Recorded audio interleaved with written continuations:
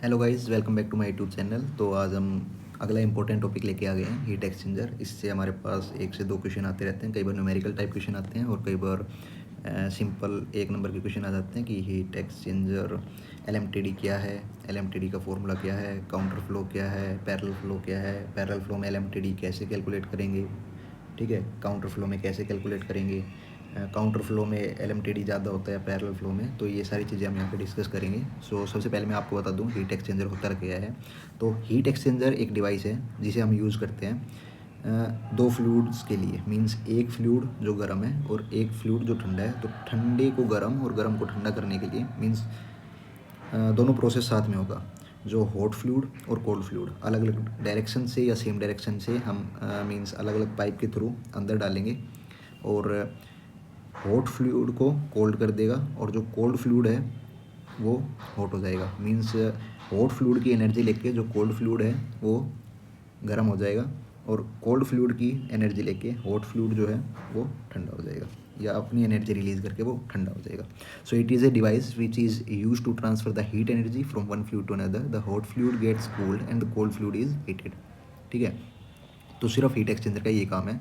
और heat exchangers के अलग अलग टाइप है, जैसे कि on the basis of nature of heat exchanger means उसका नेचर कैसा है, तो उस हिसाब से हमारे पास direct contact type heat exchanger है। मींस आपस में कॉन्टैक्ट में आए और उससे हीट ट्रांसफ़र हो जाए एक दूसरे में, तो वो कॉन्टैक्ट टाइप हीट एक्सचेंजर है। दूसरा स्टोरेज टाइप हीट एक्सचेंजर जिसको हम रीजनरेटर भी बोल देते हैं। Third one is transfer type heat exchanger जिसे हम रिक्यूपरेटर भी बोल देते हैं। On the basis of relative direction of motion means heat exchanger में फ्लो की जो डायरेक्शंस हैं हॉट फ्लूइड की कोल्ड फ्लूइड की, उनके बेसिस पे हमें इनको डिफ्रेंशिएट किया है हीट एक्सचेंजर्स को। जो पहला है वो पैरेलल फ्लो जिसमें हॉट फ्लूइड और जो अपने पास कोल्ड फ्लूइड है वो सेम डायरेक्शन में फ्लो करेगा। हॉट फ्लूइड भी राइट तरफ जा रहा है और कोल्ड फ्लूइड भी राइट तरफ जा रहा है, तो इसके पास जो अपने पास जो टाइम है इनका कॉन्टैक्ट में रहने का वो ज़्यादा होता है। ठीक है, similarly second one is the counter flow. इसमें अपने पास क्या होता है, जो हॉट फ्लूइड और कोल्ड फ्लूइड है वो अपोजिट डायरेक्शन में फ्लो करवाते हैं हम। ठीक है, और क्रॉस फ्लो हीट एक्सचेंजर में क्या होता है, अपने पास जो हॉट फ्लूइड और जो कोल्ड फ्लूइड है वो ट्रांसवर्स डायरेक्शन में फ्लो करता है, means perpendicular to each other. So time of contact जो है वो अपने पास कम होता है, बट पैरेलल फ्लो में टाइम ऑफ जो कांटेक्ट है वो ज़्यादा होता है। यहाँ पे हॉट फ्लूइड जो कोल्ड फ्लूइड है वो सेम डायरेक्शन में फ्लो करता है। काउंटर फ्लो हीट एक्सचेंजर में अपोजिट डायरेक्शन में जो हॉट फ्लूइड और कोल्ड फ्लूइड है वो फ्लो करता है, और जो क्रॉस फ्लो है उसमें परपेंडिकुलरली टू ईच अदर। ठीक है, फिर अपने पास आता है कि जो अपने पास फेज चेंज होता है उनके बेसिस पे भी जो हीट एक्सचेंजर्स है उनको दो पार्ट्स में डिवाइड किया गया है। तो evaporator type heat exchanger means एक दूसरे की हीट एक्सचेंज करके और लिक्विड से वेपर फॉर्म में कन्वर्ट कर दें जहाँ पे टेम्परेचर जो है वो कांस्टेंट ही रहना चाहिए। दूसरा जो कंडेंसर टाइप हीट एक्सचेंजर है उसमें हम क्या करते हैं, जो वेपर्स है उनको लिक्विड फॉर्म में कन्वर्ट करते हैं, बट जो टेम्परेचर जो है वो कांस्टेंट ही रहता है। जैसे अगर हम ये जो डायग्राम देखें इवेपोरेटर टाइप हीट एक्सचेंजर का, तो यहाँ पे अपने पास ये चीज़ ध्यान रखिए, जो टेम्परेचर है हीट एक्सचेंजर में वो फंक्शन रहता है डिस्टेंस का। मीन्स जितना लंबा हीट एक्सचेंजर होगा उतना ही टाइम ऑफ कॉन्टैक्ट इनको ज़्यादा मिलेगा, उतनी ही हीट एक्सचेंज ज़्यादा होगी दोनों के बीच में। तो यहाँ से अगर हम बात करें तो जो कोल्ड फ्लूइड इन, देखिए जहाँ पे भी सी आई लिखा है वो है कोल्ड इन, ये कोल्ड एग्जिट, ये हॉट एग्जिट और ये हॉट इन। ठीक है, तो temperature of hot fluid during input यहाँ पे ये ज़्यादा है कोल्ड इनपुट से। तो जो हॉट फ्लूइड है, ठीक है, हॉट फ्लूइड है वो अपनी एनर्जी किसको देगा, वो अपनी एनर्जी क्या करेगा, रिलीज करेगा और ठंडा हो जाएगा। ठीक है, और जो कोल्ड इन है और कोल्ड आउट है वो बराबर रहेगा। तो हमने यहाँ पे क्या किया, जो अपने पास जो हमारे पास जो लिक्विड है उसको किस में कन्वर्ट कर दिया, वेपर्स में। ठीक है, किस में कन्वर्ट कर दिया, वेपर्स में। और जो टेम्परेचर है वो अपने पास क्या रहा, कांस्टेंट। टेम्परेचर अपने पास क्या रहा, कांस्टेंट। ओके, सेकेंडली अपन ने क्या किया, जो अपने पास जो वेपर्स हैं, ठीक है, उनको हमने लिक्विड में कन्वर्ट कर दिया। मीन्स यहाँ पे ये इस टेम्परेचर पे ये कुछ वेपर्स थे, इनको हमें किस में चेंज कर दिया, लिक्विड में चेंज कर दिया एट कॉन्स्टेंट टेम्परेचर। ओके, सो ये अपने पास क्या करेगा, हीट अपनी क्या करेगा, रिलीज करेगा और लिक्विड में कन्वर्ट हो जाएगा। जैसे हम बोलते हैं ना कि 100 डिग्री सेल्सियस पे लिक्विड और 100 डिग्री सेल्सियस पे स्टीम, तो वो करता है 100 डिग्री सेल्सियस ऑफ स्टीम को 100 डिग्री सेल्सियस ऑफ वाटर में कन्वर्ट कर देता है। कौन, condenser type heat exchanger. Okay, means condense करता है चीज़ों को। उसके बाद अपन आगे चलते हैं तो देखते हैं कि पैरेलल फ्लो में क्या होता है, ठीक है, क्रॉस फ्लो में क्या होता है और एलएमटीडी क्या होता है। सो देखिए ये अपने पास एक हीट एक्सचेंजर है, तो हीट एक्सचेंजर क्या होता है, मान लीजिए ये अपने पास एक मोटी पाइप है, ठीक है, उसके अंदर मीन्स दो कंसेंट्रिक पाइप्स देख लेते हैं अपन, ठीक है, कंसेंट्रिक मतलब एक के अंदर एक। तो ये अपने पास एक पाइप है, ये अपने पास दूसरी पाइप है, ये दूसरी पाइप की जो विड्थ है ना वो दिखा रखी है, येलो जो पोर्शन है ये उसकी विड्थ दिखा रखी है। और जो फ्लो करेगा ये जो ग्रीन रीजन है यहाँ से अपने पास हॉट फ्लूइड जो है वो फ्लो करेगा, और जो ये अपने पास ब्लैक पोर्शन है मीन्स जो ग्रे पोर्शन है यहाँ से अपना पास कोल्ड फ्लूइड है वो फ्लो करेगा, ठीक है। और ये जो सरफेस है ये एडियाबैटिक सरफेस है, मीन्स यहाँ से कोई भी हीट का ट्रांसफ़र नहीं होगा बाहर की तरफ, ठीक है। सो यहाँ पे अगर अपन देखें तो टेम्परेचर ऑफ कोल्ड फ्लूइड तब हम उसको इन कर रहे हैं, और यहाँ पे अपने पास टेम्परेचर ऑफ कोल्ड आउटपुट जो अपने पास आउटपुट मिला फ्लूइड कोल्ड फ्लूइड का उसका टेम्परेचर यहाँ पे नोट करेंगे। उसके बाद जो इनपुट हॉट फ्लूइड है उसका टेम्परेचर यहाँ पे नोट कर लेंगे, और वो तब बाहर निकलेगा तो उसका जो टेम्परेचर है हॉट आउटपुट का हॉट आउटपुट फ्लूइड का वो अपन यहाँ पे मेज़र कर लेंगे। उसके बाद यहाँ पे R1 जो है वो इनर रेडियस दे रखे हैं, ठीक है, हॉट फ्लूइड में जो हॉट फ्लूइड जिस पाइप से फ्लो कर रहा है उसका इनर रेडियस R1 है और उसका आउटर रेडियस R2 है, ठीक है। सो ये R1 है और ये R2 है। ओके, सो m.h यहाँ पे जो दे रखा है वो अपने पास दे रखा है flow rate of hot fluid, ठीक है, ये कोल्ड फ्लूइड का फ्लो रेट, ये अपने पास स्पेसिफिक हीट दे रखा है एट कांस्टेंट प्रेशर और specific heat at constant pressure of hot fluid और ये कोल्ड फ्लूइड के लिए, ठीक है। तो यहाँ पे अपन अजम्पशंस मान के चलेंगे कुछ कि जो अपने पास जो भी ये जो फ्लो हो रहा है ये स्टेडी स्टेट फ्लो है, ठीक है, और जो हीट एक्सचेंजर है वो एडियाबैटिक है, मीन्स कोई भी हीट का ट्रांसफ़र नहीं होगा, ठीक है। So using the energy balance equation, energy balance अपने पास क्या कहता है कि जो अपने पास हीट एनर्जी है जो हॉट फ्लूइड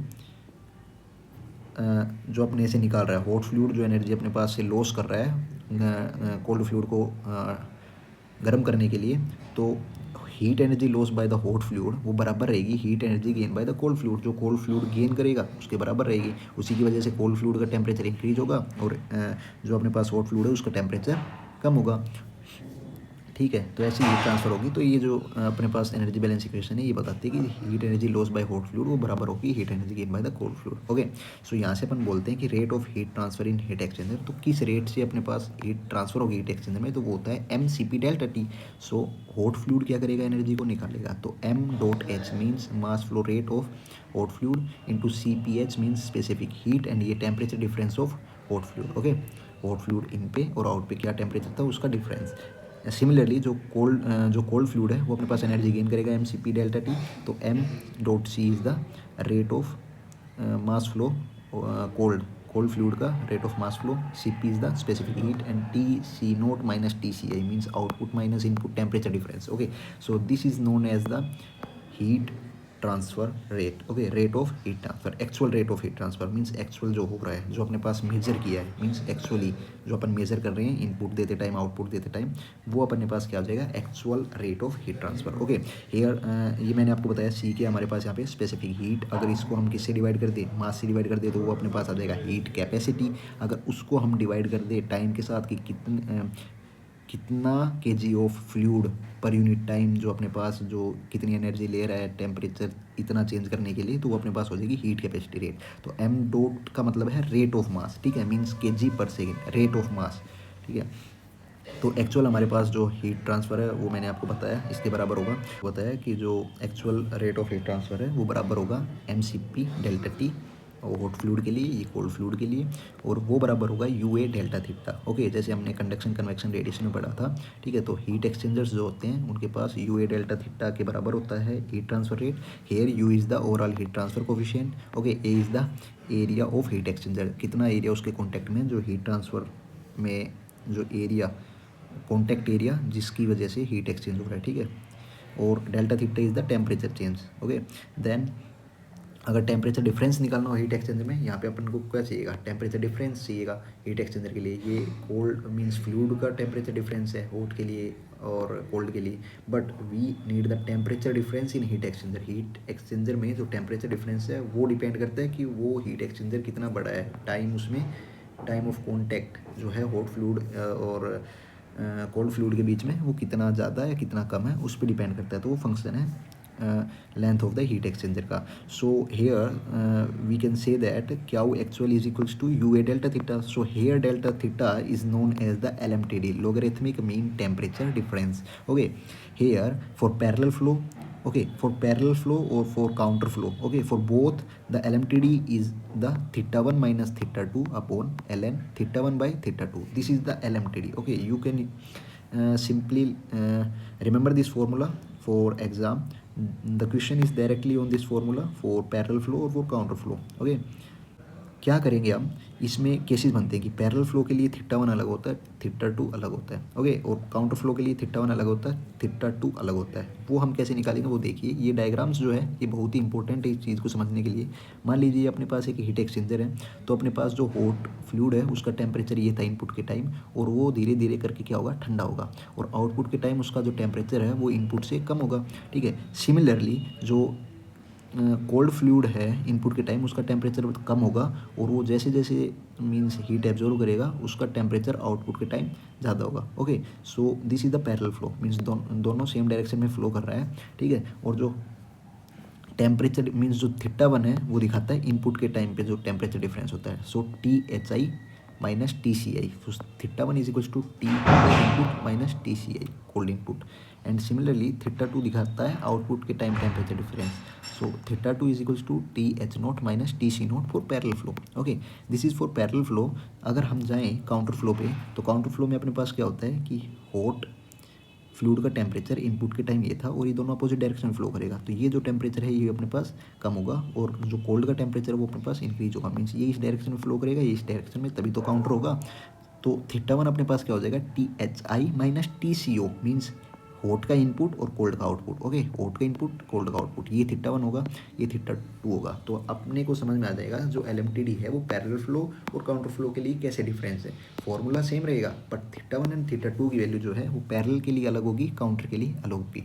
सो कुछ पॉइंट्स जिन पे डायरेक्टली क्वेश्चन आ सकता है वो नोट करके रखिएगा कि जो LMTD होता है काउंटर फ्लो का वो ज़्यादा होता है पैरेलल फ्लो के लोगरिथमिक मीन टेम्परेचर डिफरेंस से. ओके, अगर हमारे पास जो इंटरनल जो कोफिशिएंट हमारे पास जो यहाँ पे बोल रखा है ओवरऑल हीट ट्रांसफर कोफिशिएंट, अगर ये हमारे पास बराबर हो जाए, ठीक है, ये अगर हमारे पास सेम हो जाए, तो जो काउंटर का जो हीट ट्रांसफ़र रेट है वो ज़्यादा होगा पैरेलल वाले से. ठीक है, ओके, ये चीज़ भी अपन याद रखेंगे कि काउंटर फ्लो हीट एक्सचेंजर के लिए अगर heat capacity rate hot fluid की और कोल्ड फ्लूइड की means M.CH means hot fluid के लिए, M.C और M.C कोल्ड फ्लूइड के लिए, अगर ये दोनों बराबर है तो एनर्जी बैलेंस इक्वेशन जो हमने ऊपर लगाई थी वहाँ से अपन को पता चल सकता है कि जो थीटा 1 है वो बराबर होगा theta 2, means input temperature difference और आउटपुट टेम्परेचर डिफरेंस वो बराबर होगा, और उस हीट एक्सचेंजर को अपन बोलते हैं बैलेंस्ड हीट एक्सचेंजर. ओके, जिनका इनपुट टेम्परेचर डिफरेंस और आउटपुट टेम्परेचर डिफरेंस बराबर हो उसको हम क्या बोलते हैं, बैलेंस्ड हीट एक्सचेंजर. तो जब हम काउंटर फ्लो में जाएंगे तो ये जो दोनों लाइन्स हैं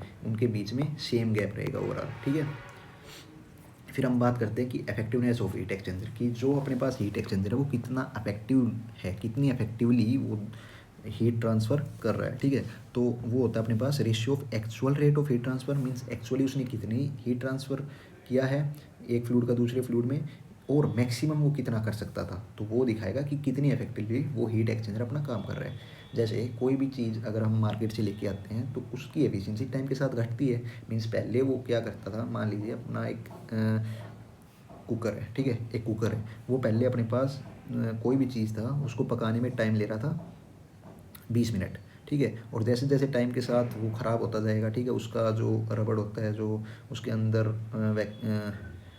वैक्यूम बना के रखता है, ठीक है, मीन्स गैस को बाहर नहीं निकलने देता. ठीक है, वो क्या करेगा, धीरे धीरे करके उसका जो टाइम है वो इंक्रीज होगा. ठीक है, जैसे पानी गर्म करने के लिए अपने पास जो कंटेनर है उसके ऊपर क्या होता है, पानी गर्म करते हैं तो वो एक लेयर जम जाता है उसके नीचे. ठीक है, तो अब वो गर्म होने में और ज़्यादा टाइम लेगा. ठीक है, तो इसी तरीके से इफेक्टिवनेस देखते हैं हीट एक्सचेंजर कितना इफेक्टिव है. तो actual rate of heat transfer क्या है उसका, maximum rate of heat transfer क्या है, वो दोनों चेक करेंगे. सो देखिए, एक्चुअल जो हीट ट्रांसफ़र रेट है वो मैंने आपको बताया, ये हॉट फ्लूइड के लिए, कोल्ड फ्लूइड के लिए MC∆T, MCP∆T mean specific heat at constant pressure for hot. This is M., means rate of hot fluid mass transfer. ठीक है, जो उसका फ्लो रेट है हॉट फ्लूइड का. ओके, मैक्सिमम क्या होगा, मैक्सिमम वो कितना रेट ऑफ हीट ट्रांसफ़र कर सकता है वो कैसे कैलकुलेट करेंगे, तो यहाँ पे हम लेंगे M dot C minimum, minimum heat capacity rate. क्यों मिनिमम क्यों लेंगे, क्योंकि जो हीट कैपेसिटी है वो एक प्रॉपर्टी है जो हमें बताते हैं कि कितनी एनर्जी वो चीज़ स्टोर कर रहा है, ठीक है। स्पेसिफिक हीट क्या बताता है, ये जो हीट कैपेसिटी रेट है ये एक प्रॉपर्टी है जो हमें बताता है कि कितनी एनर्जी वो स्टोर कर रहा है। बट इसको हम मिनिमम लेंगे तभी तो हमें पता चलेगा कि मैक्सिमम कितनी ट्रांसफ़र कर रहा है। देखिए अगर ये एक प्रॉपर्टी है जो हमें बताएगा कि कितनी मिनिमम कितनी एनर्जी वो स्टोर करता है। अगर स्टोर वाली एनर्जी को अगर आप मिनिमम ले लें तो जो ट्रांसफ़र करेगा वो मैक्सिमम करेगा। तो इसलिए एम डॉट सी को हम मिनिमम लेते हैं, हीट कैपेसिटी रेट को हम मिनिमम लेते हैं ताकि वो मैक्सिमम ट्रांसफ़र वाली बताए, ठीक है। और ये जो टेम्परेचर डिफरेंस लेते हैं ये हम मैक्सिमम लेते हैं। तो मैक्सिमम कहाँ पे होगा, हॉट का इनपुट और कोल्ड का इनपुट, मीन्स कोल्ड टेम्परेचर, ठीक है। सी ओ जो है कोल्ड का आउटपुट, वो तो कोल्ड के इनपुट से ज़्यादा होगा, तो कोल्ड का आउटपुट सबसे कम टेम्परेचर है और हॉट का इनपुट जो है वो सबसे ज़्यादा टेम्परेचर है। तो उन दोनों के बीच का जो डिफरेंस होगा वो मैक्सिमम टेम्परेचर डिफरेंस होगा। तो ये जो वैल्यू अपनी ये फिक्स हो जाएगी। ये जो वैल्यू है ये अपन मिनिमम लेंगे, ठीक है, चाहे वो एम डॉट सी हॉट का हो या एम डॉट सी कोल्ड का हो। ओके, सो यहाँ से अपने पास इफेक्टिवनेस में अपन लिख सकते हैं कि M C P delta T, वो हॉट का ले चाहे कोल्ड का ले, कोई भी एक लेंगे, ठीक है, डिवाइडेड बाय ये अपने पास मैक्सिमम वाला एम डॉट सी मिनिमम और ये अपने पास मैक्सिमम टेम्परेचर डिफरेंस होगा। ओके, सो यहाँ पे दो केस आते हैं। अगर एम डॉट सी कोल्ड जो अपने पास है वो कम हो हॉट से तो ये कम है, मीन्स यही मिनिमम होगा, मिनिमम और ये बराबर हो जाएंगे। और यहाँ पे अपने पास अगर कोल्ड है तो T C O minus T C I, okay, और ये टी एच आई माइनस ये कॉन्स्टेंट रहेगा, ठीक है, ये सेम रहेगा मीन्स मैक्सिमम के लिए।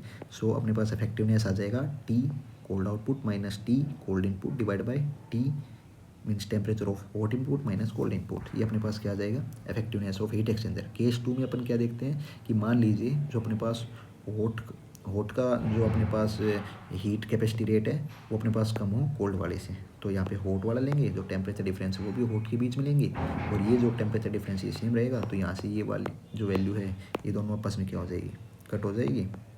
ये दोनों कट होने के बाद सिर्फ ये अपने पास क्या बता जाएगी, effectiveness of heat exchanger. Okay, और जो एक और चीज़ याद रखने की है, जो है अपने पास लॉगरिथमिक मीन टेम्परेचर डिफरेंस है वो काउंटर फ्लो में सबसे ज़्यादा होगा, फिर क्रॉस फ्लो का, फिर पैरेलल फ्लो का। ओके, सो आज के लिए इतना ही, थैंक यू। एंड इस पे अपन क्वेश्चंस करेंगे या तो नेक्स्ट वीडियो में या फिर आप प्रीवियस ईयर में